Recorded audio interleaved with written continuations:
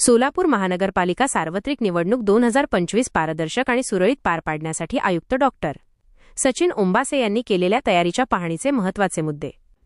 EVM VVPAT सुरक्षा, मतदान यंत्रांच्या संचयनासाठी स्टोरेज असलेल्या स्ट्रॉंगरूमची क्षमता, CCTV coverage, double locking system आणि पोलीस बंदोबस्तासह कडक सुरक्षा व्यवस्था तपासली.